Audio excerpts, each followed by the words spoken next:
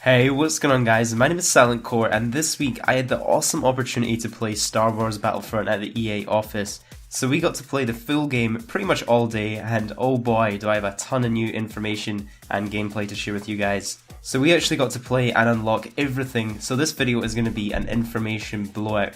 I'm going to be showing you guys every single card available in Star Wars Battlefront, all the weapons, all the customization options for Rebels and Imperials, and all of the new emotes. So let's get this started with the cards. There's been a ton of new ones added since the beta, which is pretty awesome. I was actually really happy with the selections of cards we got. And if you guys played the beta, you'll know you can take 3 of these cards into your hand when you're in the game. Now I can confirm that in the full version of the game we're going to be getting 2 different hands to use. The second you can unlock at rank 10, so when you start off you'll just have 1.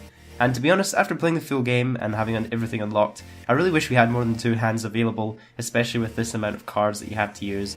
It's essentially like only having 2 classes that you can play. I would really love to see it if there was maybe a new hand available for each 10 ranks that you got, so at rank 50, which is the maximum rank in Star Wars Battlefront, you would have 5 different hands available. That would definitely give you room to make quite a few loadouts based on different maps and missions that you're going to be playing on. I'm pretty sure most of these cards have been rebalanced since the beta, so for example the jetpack and the cycler rifle, these have both had their cooldowns increased, making them a little less OP.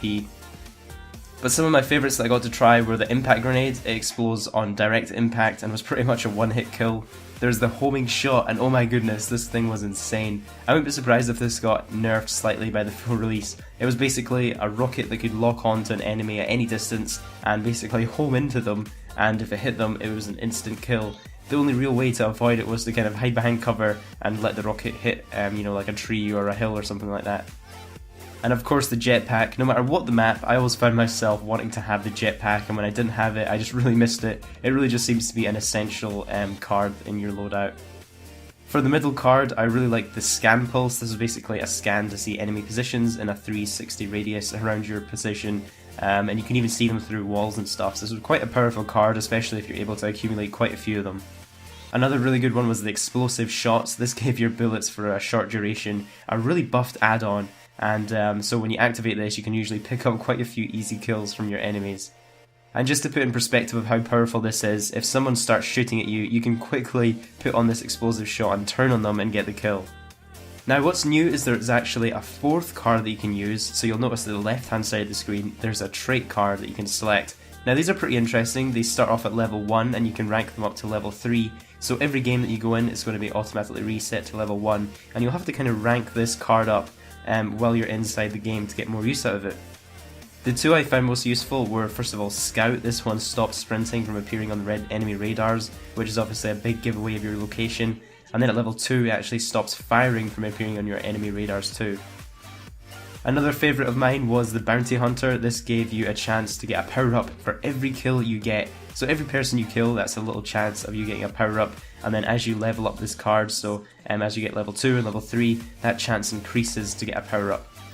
Next up, let's take a look at the weapons that are going to be available in Battlefront. So there's 11 guns in total in 5 different categories. There's 3 blaster pistols, 3 blaster rifles, 3 heavy blasters, 1 shot blaster and 1 targeting rifle.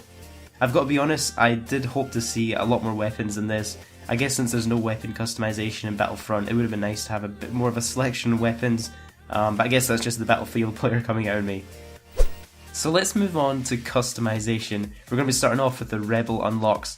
Now there's an absolute ton of these available, as you guys can see. I'm going to try and go through these as quickly as I can, while still giving you guys a chance to kind of see them all as I'm going through them. Personally, I love the ones towards the end. You can use different species heads. They look pretty awesome. Now, as with all the other stuff I've shown in this video, obviously not all of it is unlocked at the start. You need to kind of unlock this as you progress through the game.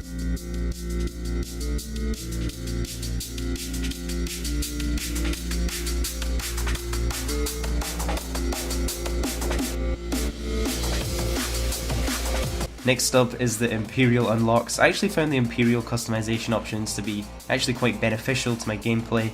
There's 2 outfits at the end that are especially useful. There's the Scout Trooper and also the Shadow Trooper. So if I was, for example, playing on the Hoth, the snow map, I'd stick with the white outfit.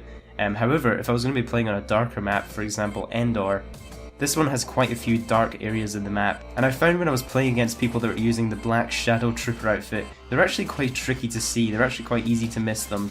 So by using this Shadow Trooper outfit, it might give you a little advantage in game, you can be a bit more sneaky and a bit more of a ninja. So lastly, let's check out the new emotes, and these are definitely a lot of fun. You can equip 3 of these at a time. If you're playing on console, you can activate these with left, up and right on the D-pad, and they're especially pretty fun for kill cams that you can use, because obviously when you kill someone, they could watch you for a few seconds after until they respawn. I think my favourites from the list were Ion Shock, the Boxer, and of course the Slow Clap. Again, I'm trying to go through these as fast as possible while also giving you guys sort of insight into what each emote is. So I hope you guys enjoyed all the new information in this video. It did take a while to make, so if you guys wanted to drop it a like, I'd really appreciate that. And overall, I can't wait to get my hands on this game again. If you guys have EA access, you can actually play this game today, I believe, so that's 5 days early from the official release date. There is, however, one limitation to that, and that's that you can only play for a maximum of 10 hours early. So anytime the game is going to be running in the early access, it's going to be eating up time in your 10 hours, so you want to try and make those hours count. But the cool thing about this is that all of your save data and progress is going to carry over to the main game, so you can actually get quite a head start on everyone else if you're going to use this. So if you guys are new, don't forget to subscribe to my YouTube channel for more videos like this one, and I'll catch you guys in the next one.